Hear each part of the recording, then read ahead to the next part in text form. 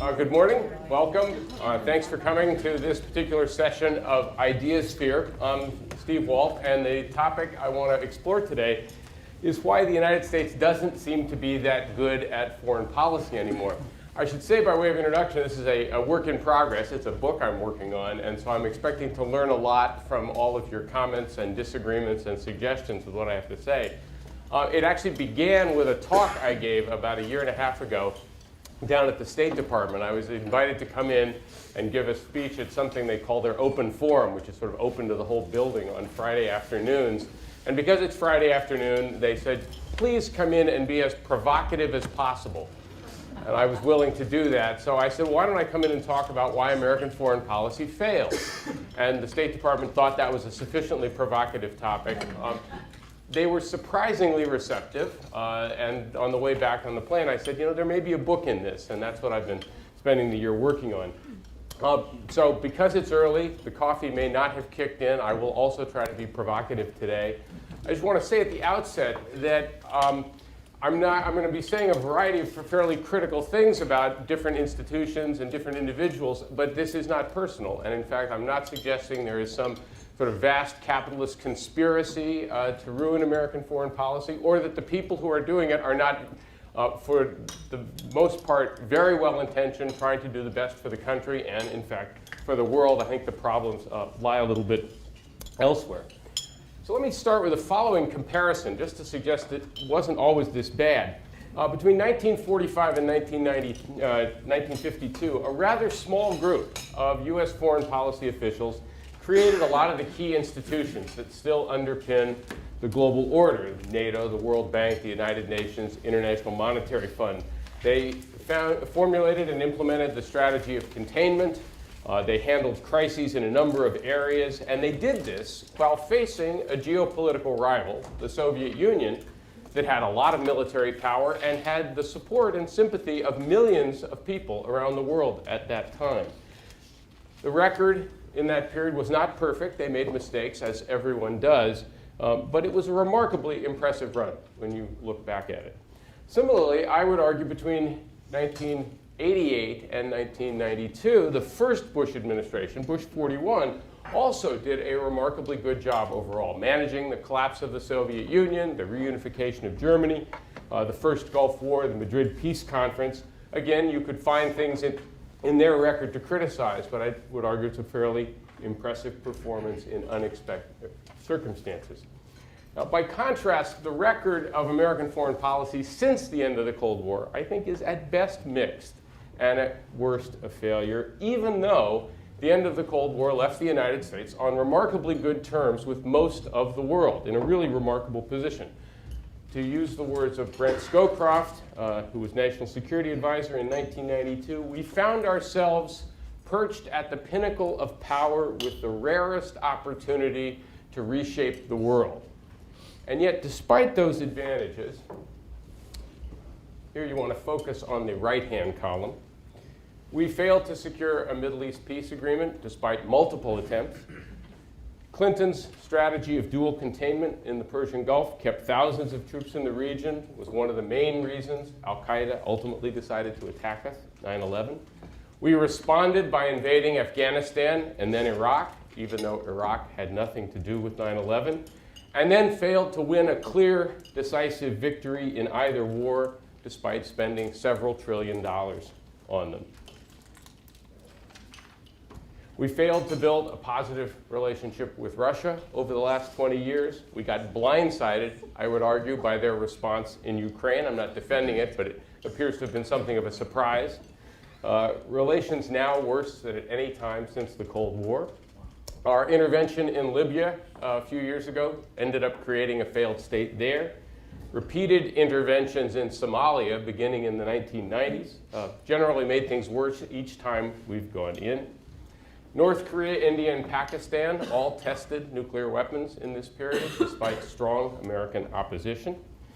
The United States, as you all know, has been at odds with Iran since 1979, but we've passed up several Iranian overtures to try and improve relations, and instead put enormous pressure on them to halt their nuclear program.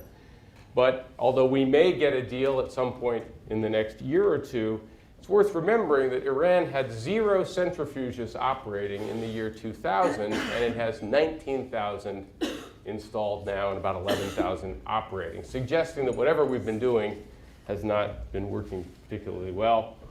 We haven't completed a multilateral trade agreement since 1994. And the American response to the Arab Spring, I would argue, was haphazard at best. We helped push Mubarak out. Then a couple of years later, we welcomed the Egyptian military back in. We have an inconsistent response elsewhere. We've avoided a new quagmire in Syria, which I would argue is a good thing. But it's hard to look at our handling of Syria as particularly positive as well. And just one more thing, by most measures, the level of freedom in the world is actually lower now. And that includes things like press freedom than it was 10 or 15 years ago. We got a big upward burst when the Soviet Union fell, but it's been going the wrong direction since then.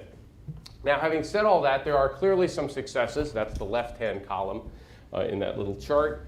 Dayton Accords, a better relationship with India, some of the nuclear security programs, including things that were pioneered here at the Belfer Center. But overall, I would say the record since '92 is not one that's going to win any prizes, and I would include Nobel Peace Prizes there too. At least doesn't necessarily deserve them. Now, what makes this a little bit surprising is that we have a foreign policy establishment now that is larger, more expensive, better funded, filled with knowledgeable people. We have hundreds of academics and policy analysts outside government to give public officials good advice on what to do. So you'd think we would be doing better with this much more elaborate, much better trained set of institutions. But I'm going to argue in a few minutes that that's actually part of the problem. So I'm going to start by talking a little bit about the American position in the world, because that's really the taproot of all of this. And then I want to talk about the institutions that make up the foreign policy community and what some of the pathologies of that community might be. I will then close with a dash of optimism and then a word of warning. And then I'll open this up because I'm very interested in what you have to say. The first thing to recognize here is that the Americans' geopolitical position is still remarkably favorable and remarkably unusual. We're still the world's largest, most sophisticated economy. We're the only country with global military capabilities. We still spend more on defense than the next 10 countries combined. We're separated from the other centers of power in the world by these two enormous oceans, granting further security. And we're further protected by the deterrent power of thousands of nuclear weapons. We have no serious enemies in the Western Hemisphere. It's worth remembering the continental United States has not been invaded since 1812. And that, by the way, was a war we started. So our history is very different than the history of the other major powers. Countries like France, Russia, Germany, China, Japan. Even England lost about 50,000 lives at home during World War II. Now, this is a situation I think Americans should be very grateful for, but it also reveals an important paradox. Because the United States is so powerful and so intrinsically secure, it has the freedom to wander all over the world and intervene in various places. But at the same time, there aren't a lot of international issues where the outcome is going to have a decisive impact on American security. But we can get involved in various places, and if things go badly, as in Vietnam, as in Iraq, eventually the United States comes home and is basically fine. Right? That's an odd circumstance. No other country really has that luxury. This creates a number of challenges, I think, for U.S. foreign policy. It's a favorable position. It's something we should be grateful for. But first of all, when you're stronger and safer than anyone else, it's harder to set priorities, harder to set a clear strategy and stick to it. We have so many options, it's hard to decide which issues matter most. And different people can propose all sorts of ideas for what we ought to be doing with our capabilities, and it's hard to resolve them, hard to dismiss any of them. Having all those options means that U.S. presidents face constant pressure to do something whenever anything happens anywhere.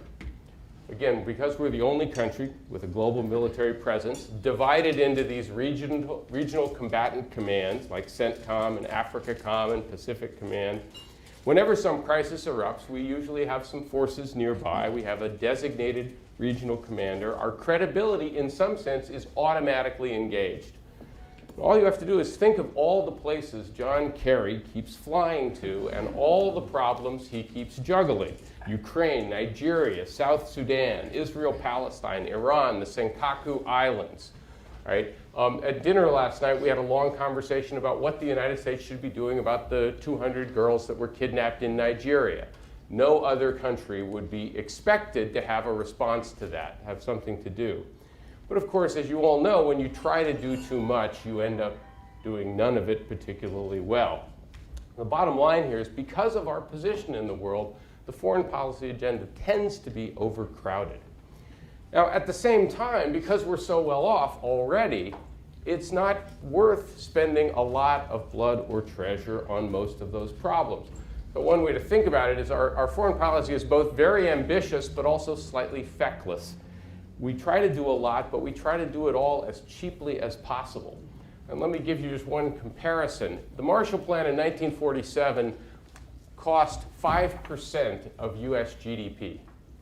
It was a remarkable thing to have done because we really thought the future of Western Europe mattered enormously, and I think we were right. Had we tried to make a similar gesture in response to the Arab Spring, it would have cost $800 billion.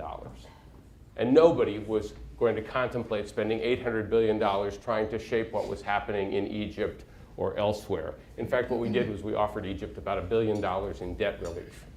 Now, our fiscal position is a little bit different now than it was in 1947, but still, it suggests that there just aren't a lot of issues out there that it's worth spending a lot of effort on. And I would say, by the way, that Iraq and Afghanistan are not really exceptions to that because, of course, we didn't go into those conflicts thinking they were going to be as expensive as they turned out to be. One final thing is our position of primacy encourages other states, both friends and foes, to misbehave in different ways.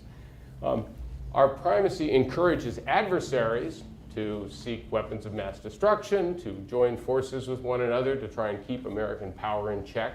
So we often face more resistance than we anticipate. And our position of primacy also encourages allies to free ride so that the United States bears a disproportionate share of the global burden as well. Some allies, I think occasionally of Japan in the Senkakus in this regard, may be so confident of American protection that they will act recklessly and get us into trouble in other ways because we've done so much to reassure them. Now, just one final point here. If you go back to this list and look at the failure list, notice also that many of the items on this list of failures are basically cases of state building or social engineering, places where we've gotten involved in other societies to try and reshape their domestic institutions. And I think history tells us, plus a lot of social science, that this is very hard for anyone to do, let alone a country whose own history is very different and doesn't necessarily understand these countries very well. So one reason why our foreign policy has not been particularly successful is we've ended up tackling a series of challenges that are very, very hard and that we probably didn't know how to do in the first place. What all that suggests is that even if we had a really perfect system for conducting foreign policy, we would still face a lot of challenges today, given our ironically favorable position in the world. So unfortunately, I'm going to argue now that the system we have falls short of this ideal of perfection. It has its own problems. And let me talk now a little bit. Just don't hit that button. There we go. Let me talk a little bit about the foreign policy community, including, I'm sure, some of the people in this room.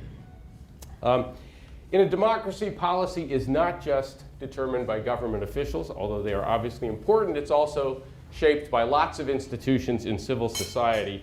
So you don't just want to look at government, although that's part of it. Let me outline what I would call the foreign policy community, broadly defined.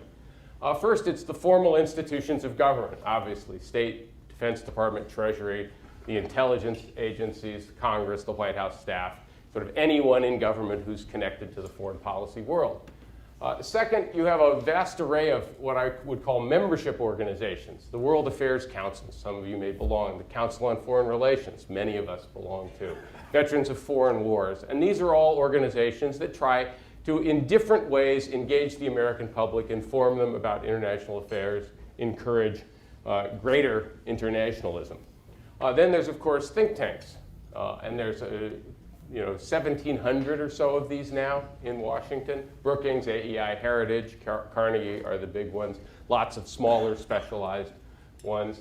And then we have, of course, because it's America, lots of interest groups and lobbies. The Arms Control Association, Human Rights Watch, defense contractors, ethnic lobbies, corporations, trade unions, all trying to shape what government officials do. The media, of course, is part of this. Anyone in the media who covers foreign affairs, who writes or opines about it, and I've listed a few obvious parts there. And then last but not least, academia, right? And including places like the Kennedy School. And if you just think of what many of my colleagues do, what Joe Nye and Graham and Nick Burns and Megan O'Sullivan, they teach students, they train the next generation, they also serve in government themselves, and they write books and articles that are designed to shape how we do things. A couple of things about this community. First of all, it's a community, and I mean that literally. It's a community where members know each other well, and where success depends on your reputation, on being well regarded, being respected within that community. Members of these institutions, again, know each other, and the old line, I think this is from Graham's book, Essence of Decision, to go along, you go along to get along.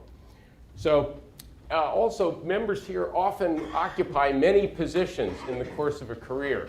Think of my friend Anne-Marie Slaughter, graduates from Harvard Law School, teaches at the University of Chicago, comes back to Harvard Law School, becomes dean of the Woodrow Wilson School, becomes head of policy planning at the State Department, and is now the president of the New America Foundation in Washington.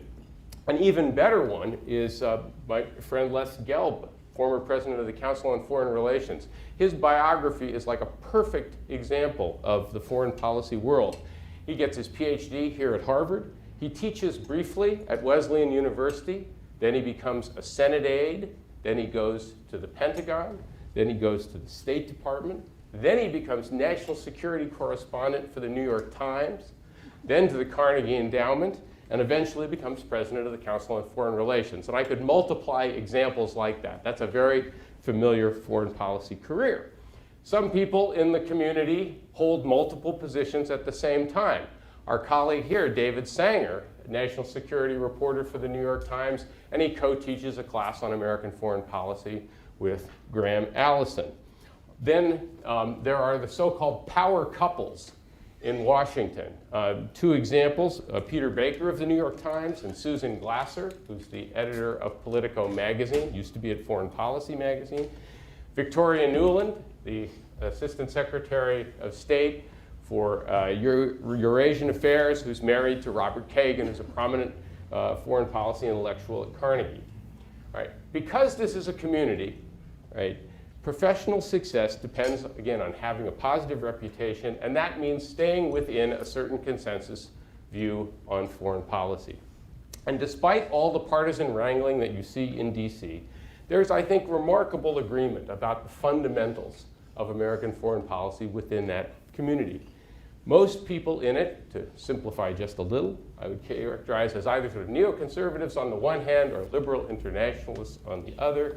And there's really not that much difference between these two groups. They're committed to American global leadership, to using American power to shape what other countries do. They tend to see the United States as a consistently positive force in world affairs. And I often describe this as by saying that Democrats will use the phrase that we're the indispensable nation, and Republicans tend to prefer the phrase that we're an exceptional nation, but they essentially mean the same thing by it.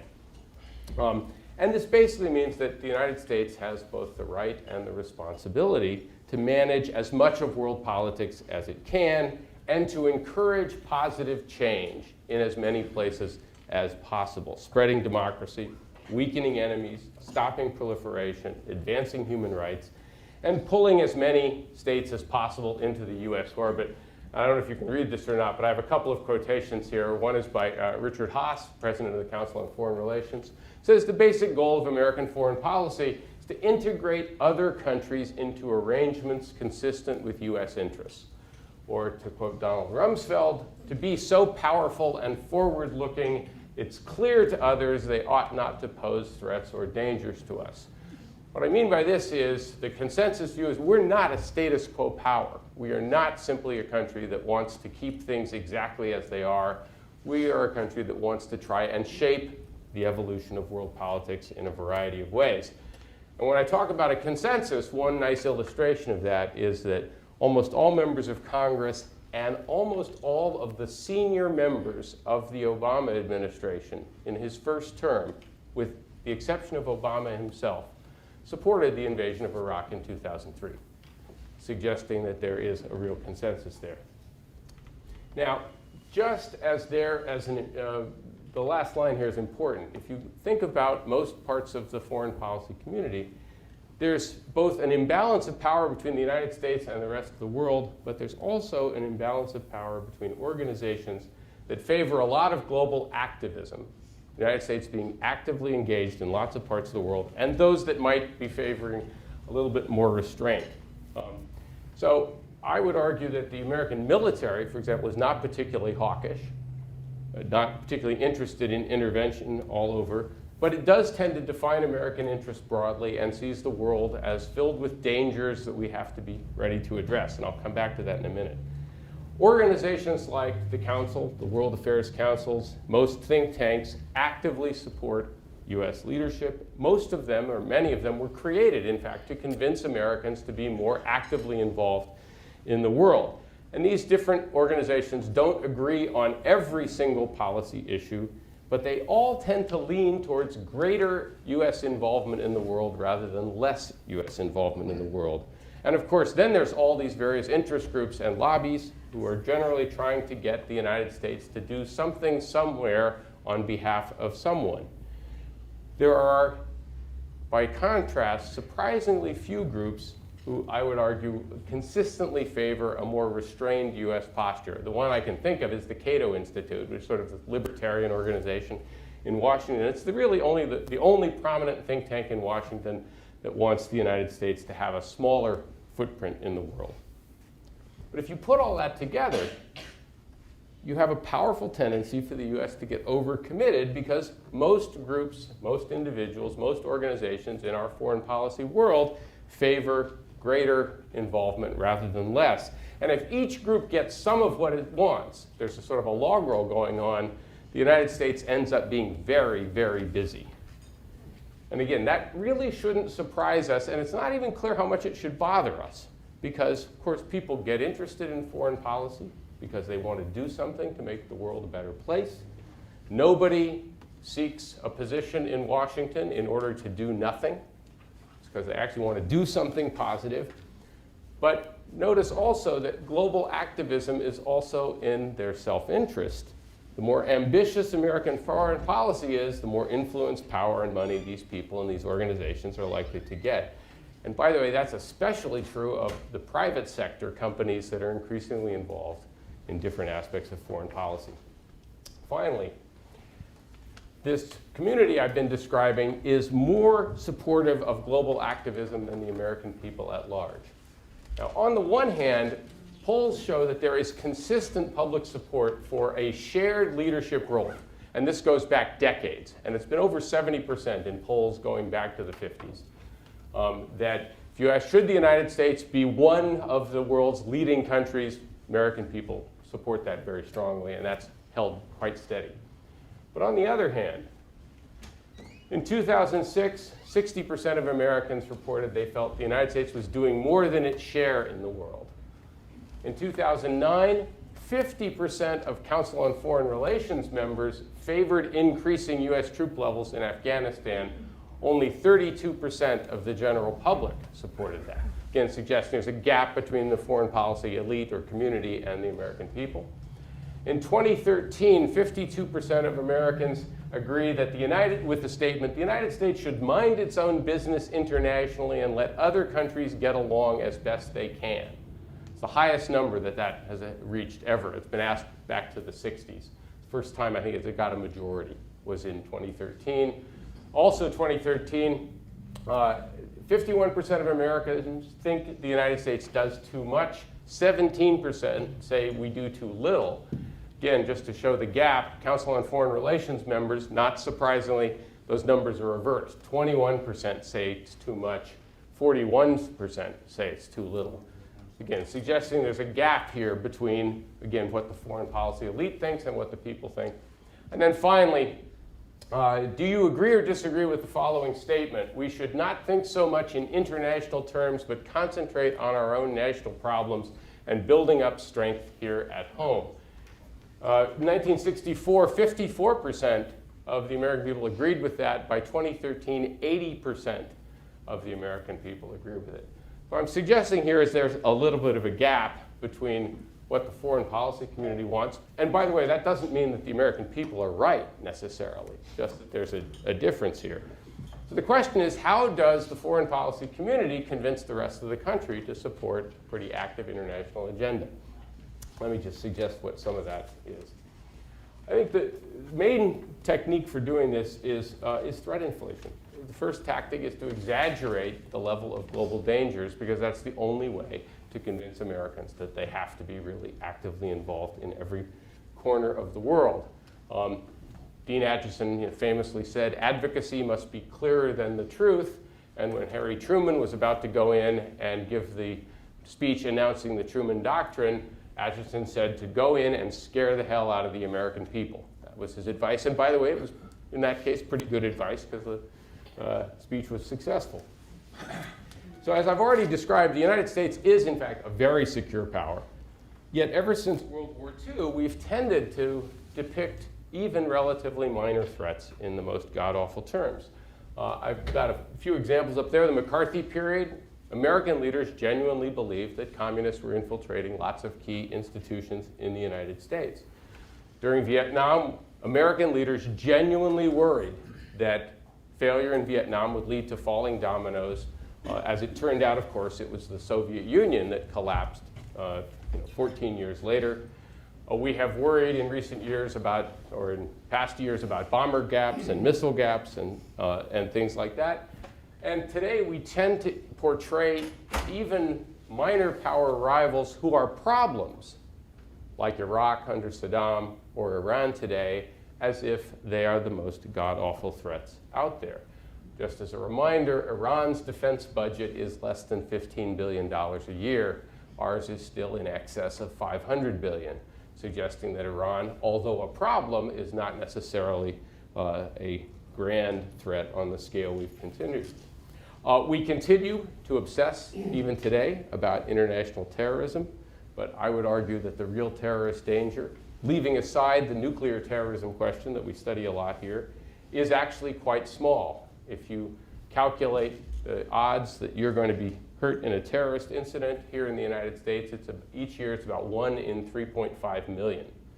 You are more likely to be harmed falling in your bathroom than you are to be hurt in a terrorist incident, yet we are spending billions of dollars every year and intervening in many parts of the world to try and deal with that problem. Now, I'm not suggesting that these problems aren't worth studying and aren't worth trying to deal with. I'm suggesting we have a powerfully rooted tendency to exaggerate dangers because the country is, in fact, pretty secure, and the only way to persuade the American people to support a very ambitious foreign policy is to mobilize it by scaring them in a variety of ways. My concern is if the public is constantly being told about looming dangers in far-flung corners of the world, they will tend to go along with policies, whether it's preventive war, targeted killings, expanded domestic surveillance, things like that, even if those problems sometimes make the problem actually worse. All right. A second way that we get into trouble in foreign policy is if the marketplace of ideas doesn't work. In theory, democracies ought to be better at many aspects of public policy because we can debate alternatives and we can weed out bad policies by having open discussion and open debate. And I think that is generally true, but it doesn't work as well in the realm of foreign policy for a couple of different reasons. Here, in foreign policy in particular, government officials have lots of ways to manipulate information. They can classify information that they don't want the public to know about. They can prosecute whistleblowers and journalists who publish their work.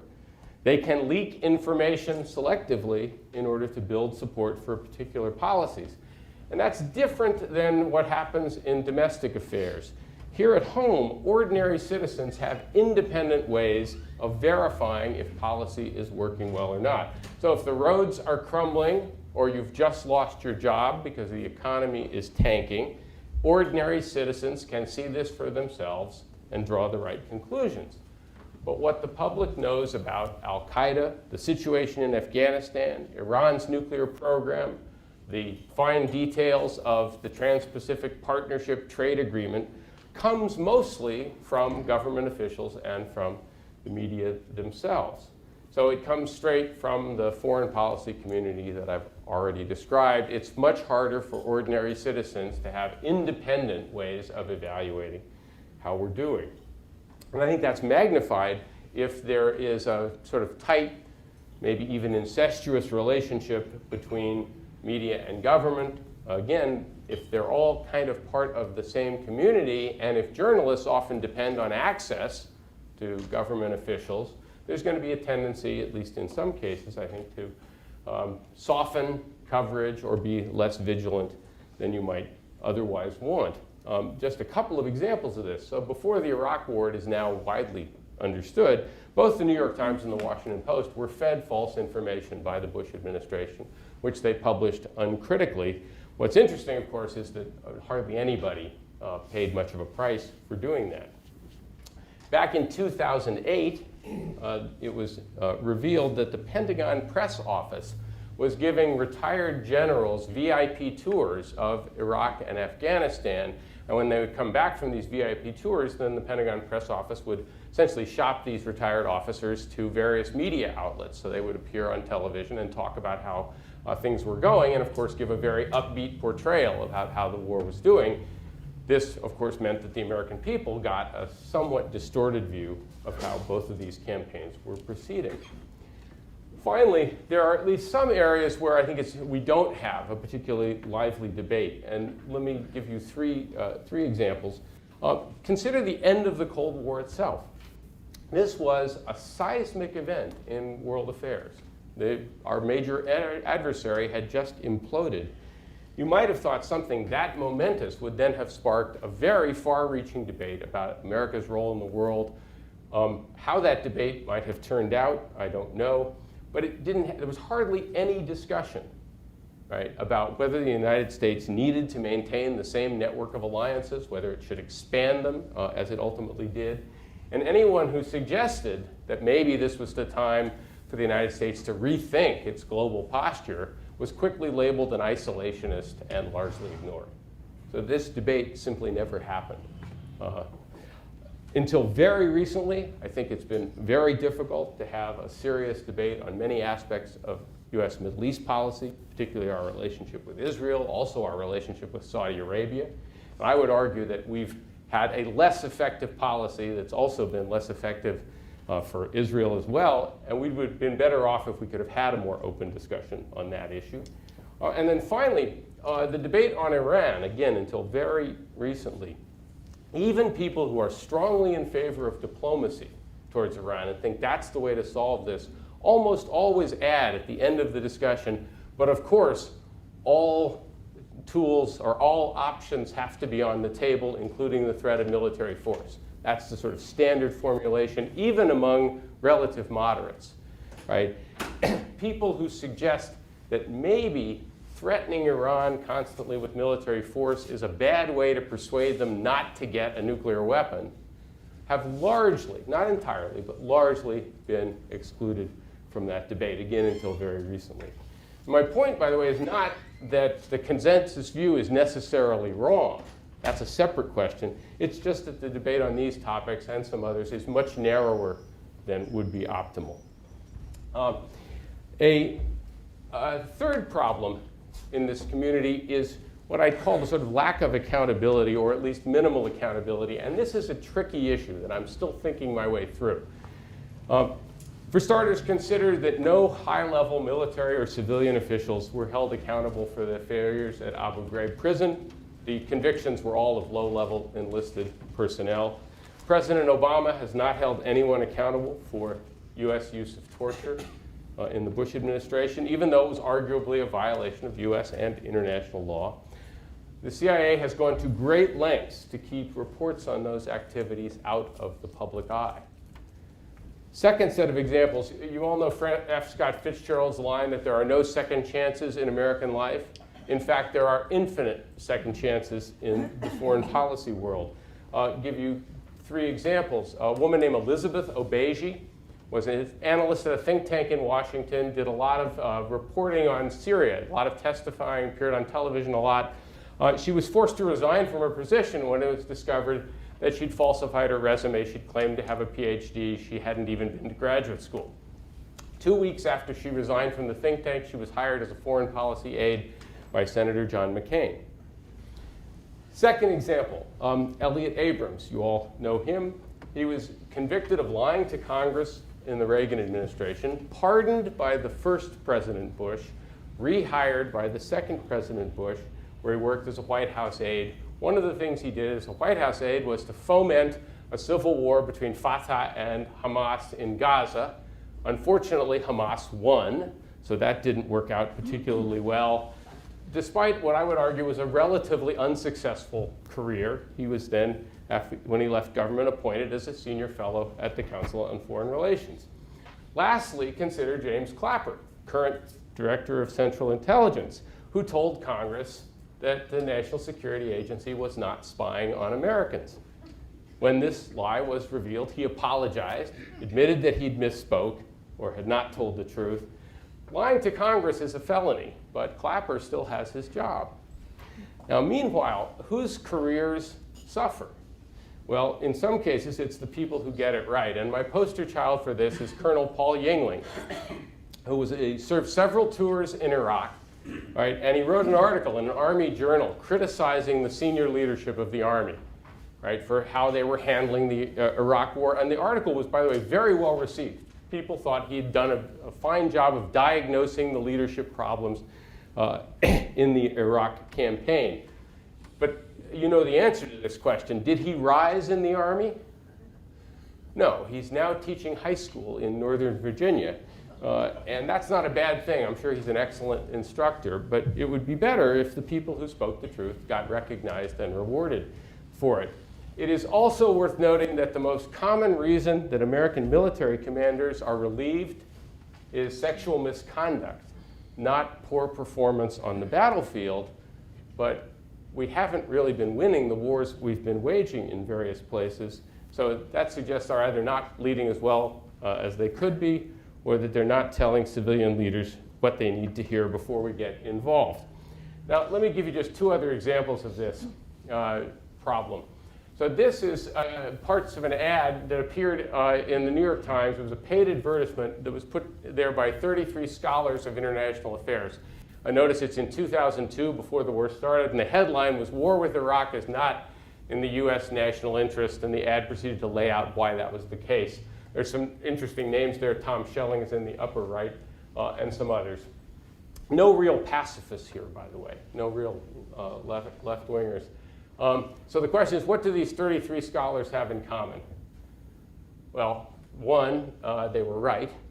And 2, none of them have served in government or been affiliated with a major political campaign since this ad was published. Now, some of them are too old, probably wouldn't have. Several are actually no longer with us, but still, it's at least interesting. In short, despite all the partisanship you hear about in DC and the bitter fights over things like Benghazi, the foreign policy world is in some ways a self-protecting community. And I just want to give one other example of this. This was reported in Elizabeth Warren's new book.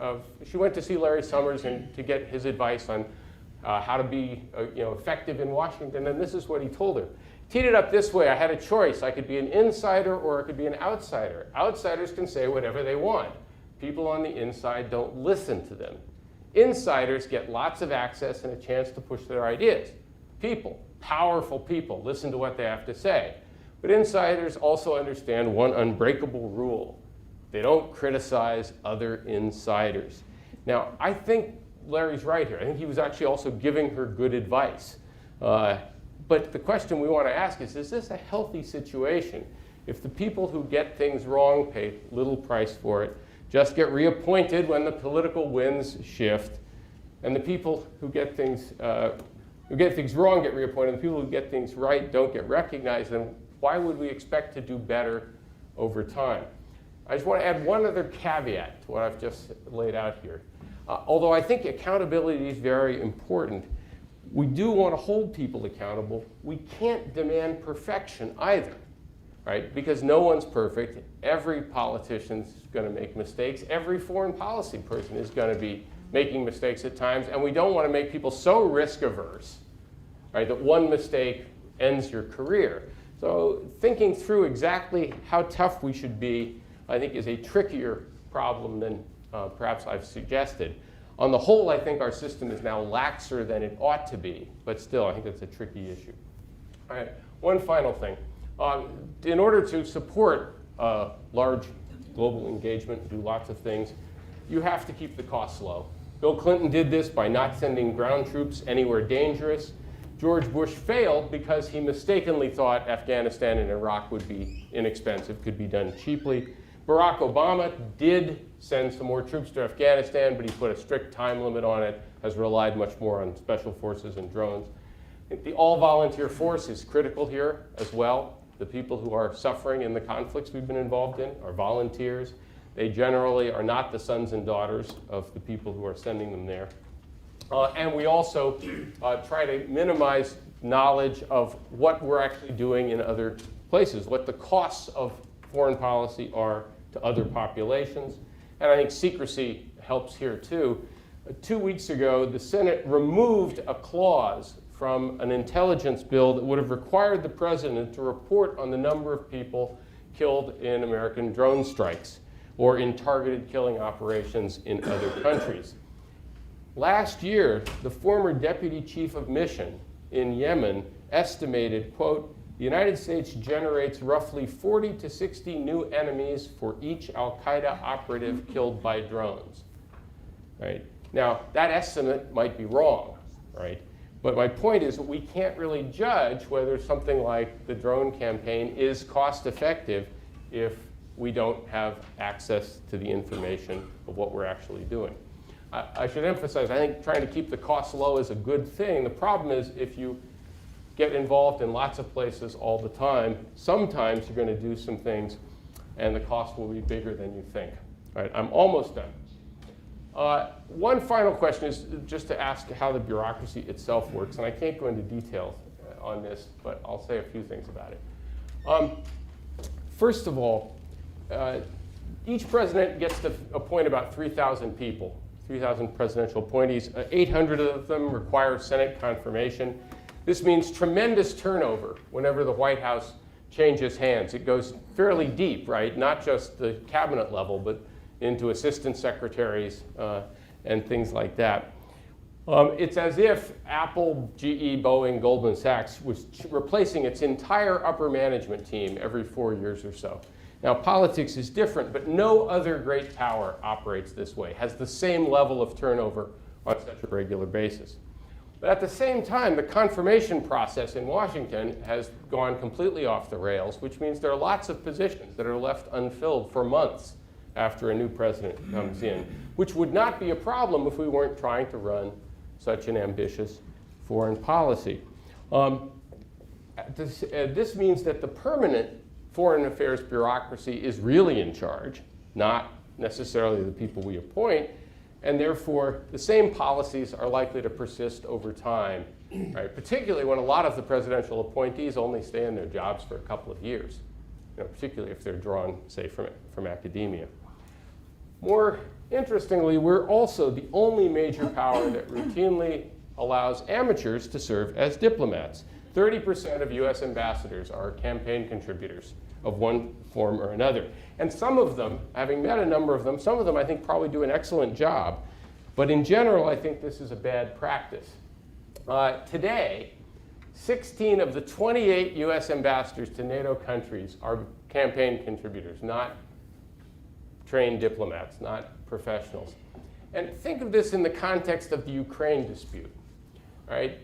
Germany is a critical country in terms of formulating an intelligent response to what's happening in Ukraine. We need to have Germany sort of with us on this particular issue. The Russian ambassador to Germany, Vladimir Grinin, has 17 years of service as a diplomat in Germany. He speaks fluent English, he speaks fluent German. The U.S. ambassador, John Emerson, was an entertainment lawyer in Los Angeles. He raised $3 million for President Obama's 2 political campaigns. He has no prior diplomatic experience. He's now got 8 months. He speaks no German. Now, again, he may be doing a fine job there, but it's hard to believe he's in a better position to persuade the German government to see things our way. One final thing, we have this other odd feature that we have a 4-year presidential term and we have essentially a 1-year election campaign to select the next president. No other democracy has as long an election campaign as we do, which means we're essentially distracted by domestic affairs for 25% of every president's term. So if you put all those things together, the real question is not why American foreign policy fails, it's rather why it ever succeeds. And that gets back to my very first point, which is that we're in such good shape overall, geopolitically, it may not matter. This is the optimistic part. Does this really matter? China is likely to face serious headwinds in the years ahead while they deal with their own economic problems, environmental issues. They've got problems with most of their neighbors, lots of corruption, an aging population. So it's not going to be an easy couple of decades for China. The EU is still mired in economic doldrums. Its population is shrinking and aging. The Middle East likely to face protracted instability for many years as the implications of the Arab Spring keep playing themselves out. That's not going to get settled. India, Brazil, and Turkey, these countries that we all thought were taking off in various ways, all facing, in my view, significant economic and domestic political challenges. Meanwhile, back here in the United States, our economy recovering not as fast as we would like, but faster than any other industrial power. The shale gas revolution could bring us energy independence, a manufacturing boom, improved trade deficit. Bottom line, if you take the long view and you're thinking in terms of the global balance of power, the United States should actually be in very good shape, provided we don't make too many costly mistakes, which merely goes to confirm Bismarck's famous line that there appears to be a special providence that looks after drunkards, fools, and the United States of America. And of course, we should all hope that that's true, at least if you're an American, but we should also heed Pogo's warning, right? That the only thing we have to fear is ourselves. That in fact, given how favorable our position really is, it's self-inflicted wounds that are the main problem. I remain concerned that the foreign policy system we currently have is a little bit too likely to make them than I would like, often doing so, by the way, with the best of intentions. Well, I hope that is sufficiently caffeinated to start your day, and let me stop here and look forward to hearing your comments, questions, or violent disagreements. Thank you very much.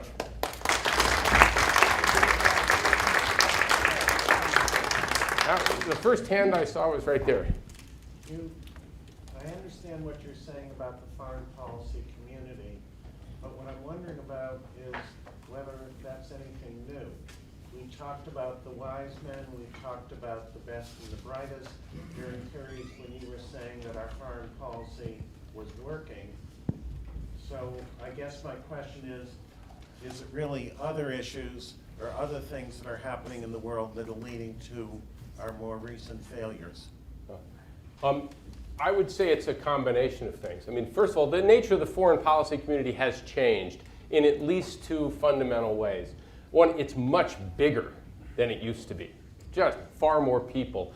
I think we have something like 855,000 Americans with top secret clearances now, right? And if you compare that to the size of the foreign policy establishment in the Truman administration, when the policy planning staff was 5 people, George Kennan and 4 friends, basically, we had a much smaller, nimbler operation, and Virtually anybody who has gone to Washington and come back here always says they had not realized how hard it was to get anything done.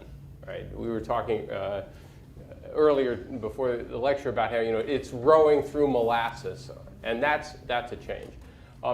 The second thing that I think has happened is the end of the Cold War. That when we were facing the Soviet Union, it did impose a certain structure, a certain discipline on American foreign policy thinking, and it allowed presidents to rule out certain things as being crazy, risky, too costly. So the thought experiment would be, imagine someone had said in 1981, I've got a great idea. This Saddam Hussein fellow is really bad news. Let's invade the country and overthrow him. Okay? This would not have gotten traction for more than 30 seconds because someone would have said, I'm sorry, we have a Cold War to wage here. Iraq is a Soviet ally. The Soviet Union has nuclear weapons. This looks like a really dumb idea. Once we are in the post-Cold War world with no peer competitors, no serious rivals, right, it looks like we can do almost anything at relatively low risk, and therefore the worst tendencies of the foreign policy community can come out in various ways. So I think it's worse now, but it's in part worse because our position in the world is in some respects better. Sir? Can you talk about what role history should play in our U.S. policy? I guess what I'm struck by is you have your foreign policy community, there are no historians, that you read the resumes of a couple of people, no one has a history. I'm not a historian either, no one is a historian. That we obviously have our own history, other countries have their history, they have their history with us. And I just think that we don't pay any heed to history, and it's very important, and I'm curious as to how important you think that is. I actually wrote something on this a couple of months ago. 2 years ago, when Henry Kissinger returned to Harvard for the first time in many years, he gave a presentation over in Memorial Hall in Sanders Theater, and he was asked at one point what he thought the best preparation for a career in foreign affairs would be, or in diplomacy would be. And he said that training in philosophy and history. Now, notice that's what he studied. So there was a little bit of biography there. But he then said that philosophy, because it taught you rigorous thinking. It taught you how to think in a rigorous, logical fashion. And history, because it provided you with a sense of both humanity's possibilities, all the things that could happen in various places, but also pitfalls, right? And I thought, I remember hearing this and thinking he was exactly right. I think that training in history is of immense importance. And just again, think of the current agenda. You cannot make sense out of what is happening in Ukraine if you don't have not just a sense of recent history, what's happened with NATO expansion, Putin's reactions to that. So you want to know some recent history, but knowing Ukraine's relationship to the Soviet Union, and even some of the cultural cleavages inside Ukraine, which go back centuries. All of them manifest themselves in this. So if I were sitting at the State Department trying to wrestle with Ukraine, understanding that history would be absolutely essential. I would say the same thing about many of the disputes that are now taking place in Asia, the territorial disputes. And finally, and I think this was implicit in your question, the other thing that is absolutely essential is when you're dealing with other countries, is to understand that their understanding of history will not be the same as ours, which is not to say theirs is right and ours is wrong, but if you're trying to persuade them to see things your way, having some understanding about how they look at past events. To take the obvious example, you couldn't deal with if you had no knowledge of the relationship between the United States and Latin America, your understanding of how some Latin Americans see the United States would be, I think, deeply impoverished. My question, but we don't do that, and why don't we do that? Well, we are trying to fix this. We are attempting to hire, I'm hoping, a couple of historians here. I mean, for many years we had a historian, Ernie May, quite distinguished. I meant we, the U.S. government, not okay. Sorry. Well, we, the Kennedy School, are trying to fix this, and first us, and then the U.S. government.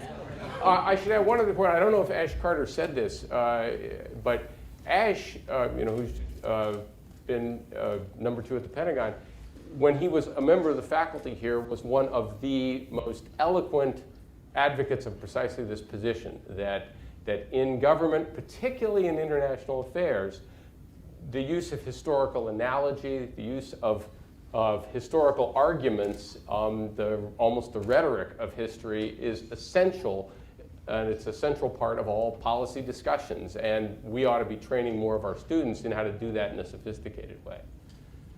Sir, and then this gentleman right here, and then we'll... He's got the mic. Oh, he's got the mic, then we'll come back. Go ahead. This follows up on the question that was just asked, and I wanted to address what I think are the 2 largest foreign policy entanglements in the past 60 years, Vietnam and Iraq. And when I look at how those were handled by the foreign policy establishment, and I want to make a statement and then get your reaction to it, I guess is what I'm trying to do here. It strikes me that in both of those situations, American policymakers did not understand the local culture or the nature of the conflict. So in Vietnam, just to pick one misunderstanding, they didn't understand it was basically a nationalistic movement, and the Vietnamese, whether it was French or U.S., it wasn't a communist expansion. In Iraq, I think that we did not understand that when you pull the plug at the top with Saddam Hussein, all the cultural and religious strife you would be causing and what that would imply. I think that in both situations, I'm not sure that either president got differing views in a very substantive way. He didn't have a whole group of folks in who understood the cultures, understood the impact, and really listened to them. And incidentally, both of the presidents, Johnson and Bush, did not have much foreign policy experience. Fourthly, I think neither of them, or neither of our foreign policy establishments at the time, or military establishments, adhered to clear missions, clear exit strategies. We, in both cases, got into trying to rebuild the country, which wasn't originally there. Fifthly, I think there's a tendency to listen to military leaders too much, whether it was Westmoreland in Iraq or the Rumsfeld doctrine with his folks. And then finally, there wasn't really the kind of international support you'd expect in an involvement like that. So I guess I'm just making the statement to say that it seems that these themes are running through a lot of our foreign policy when we go abroad, as opposed to something like Desert Storm, where the first President Bush, who had lots of foreign policy experience, did the opposite. There was a clear mission. It was clearly in our national interest to do it, and so forth. So I'll stop. It probably won't surprise you to say that I agree with most of what you said. I differ a little bit actually on the Vietnam case. I mean, your summary of Vietnam is, I think, the sort of conventional view, and there's been a lot of quite good historical work done, in particular on Johnson's decision to escalate in '64, which is sort of the critical moment where we essentially go all in. And I think this literature is pretty convincing that they understood it was a nationalist conflict. They actually were not overly optimistic about how easy it was going to be. Johnson was not being pressed hard by domestic forces. In fact, some of his key political allies and advisors, like Richard Russell, a senator from Georgia, were opposed and told him they thought it would be a mistake. There wasn't a lot of international pressure to do it. A lot of our allies were saying it doesn't look like a very promising thing to do, and we went ahead anyway.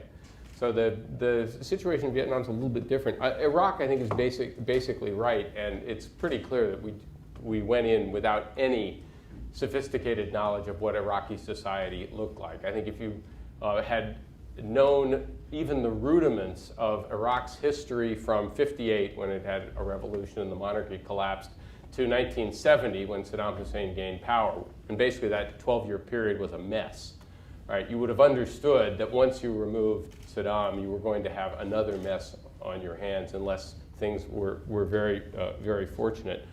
One final thing, your comment about military advice, and because it connects to what I was saying.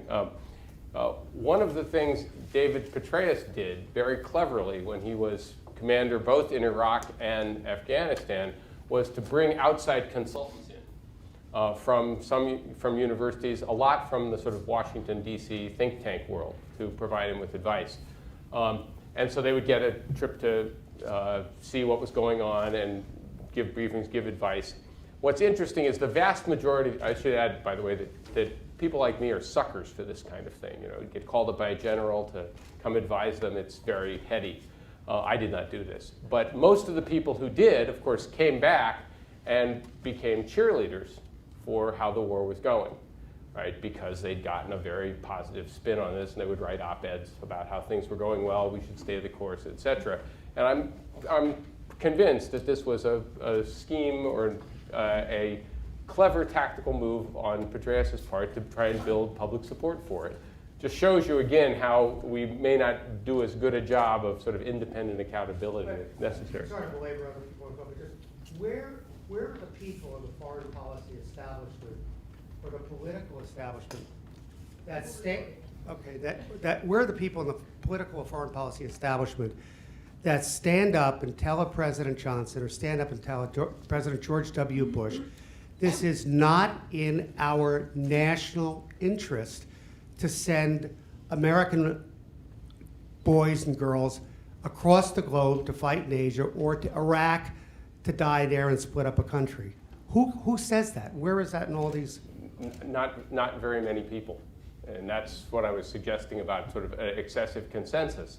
So you have all these Democrats who, you know, were for the Iraq War before they were against it, right? And in part because they were convinced it was a good idea, part because they decided it was politically expedient to be in favor of it. It was very hard to find people in the DC think tank community at Brookings and AEI and all these places who would question this going in, because I should add one other thing just in terms of Iraq. The critical part of the decision to go into Iraq was the fact that the initial phase of the Afghan campaign went so well. Remember all the people saying we were going to get stuck in Afghanistan just like the British, just like the Russians? We oust the Taliban in a couple of months. It appears to be effortless. All the problems happen later. But it became very difficult to not see the American military as something kind of magical. It can do almost anything. And that meant that when we started to contemplate going into Iraq, it was very hard to argue this wouldn't go well, because look what had just happened in Afghanistan. And it was before, again, Afghanistan started to go south. And nobody, including those of us who opposed it, believed we couldn't defeat Saddam's army relatively easily. That was the easy part. It was what came after that many of us question. I should take some more. Yes, this lady right here.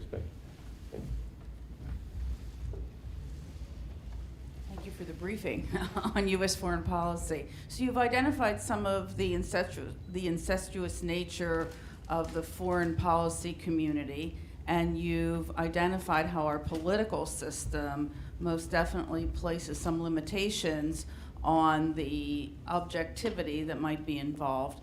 So if you were king of foreign policy, what are the action steps that you would take and over what period of time?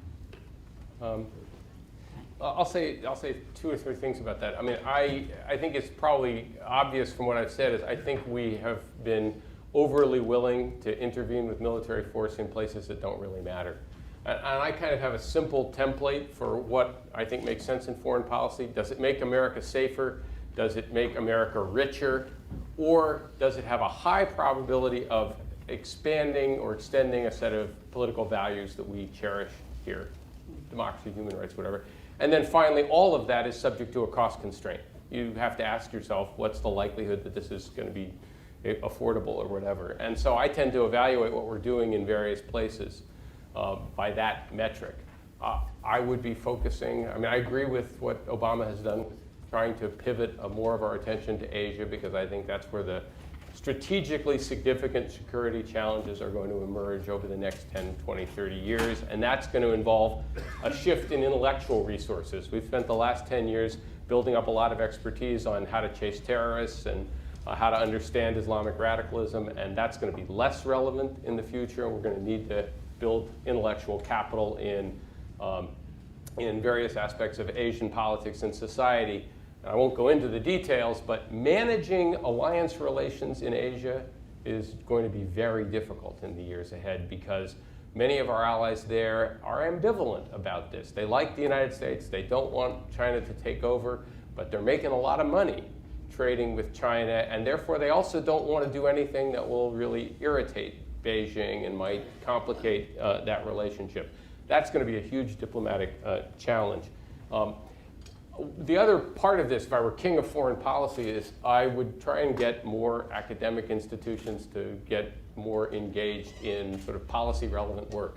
The one thing I didn't talk about here was the role of academia, where much of academia has sort of gone off into political science hyperspace and just isn't all that interested in policy issues. I believe schools of public policy, to include this one, are a big exception to that.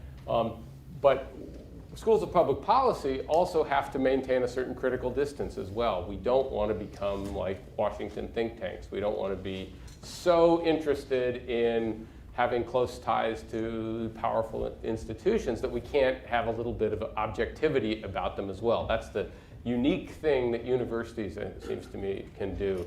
So if I were king of foreign policy, I would be shifting some of our priorities. I'd be much less inclined to intervene, and I would be trying to get academia to get more actively engaged in the real world of policy, as opposed to writing books and articles that are read by 3 other academics and their 4 students. This needs to be the last question. Okay. Okay. The business world I come from, there are simple rules. We call it accountability, and then responsibility and accountability. How do you translate this to the word of government, and how do you translate this to the word, to actions that are made that could be drastic and catastrophic on a nation? It's a great question, and I don't have a good answer for it. It's something I am thinking about, as I hope was clear when I was talking about accountability. I think it is a tricky problem because you can't get perfection. You do want people to be willing to take risks at times, even in the foreign policy realm. And I mean, I do think that the absence of accountability is in part a function of how well off we are, that the consequences don't appear to be that great. Just by analogy, this is what happens to militaries in peacetime, right? They end up with lots of peacetime generals who aren't particularly good at commanding. And the first year of a war, you end up firing a lot of generals because they keep losing battles. Think of Lincoln, all the effort he has to go through before he finally finds Grant. Marshall, I think, in World War II, fired 600 division commanders in the course of the war. Right? So when you get into a real serious problem, then you have to, adopt practices closer to what the business world has. And we have a situation where even when we screw up in pretty massive ways, the country's basically fine. I'm overstating it. Well, that's not a world where you're going to be able to hold people very accountable unless you can instill in the system a very powerful ethic of doing that.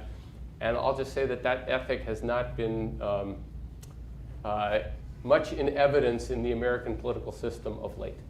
I suggest a chapter in your new book on this subject. I'll certainly discuss it. Whether I have an answer, I don't know yet. Thank you very much. This was lots of fun. Enjoy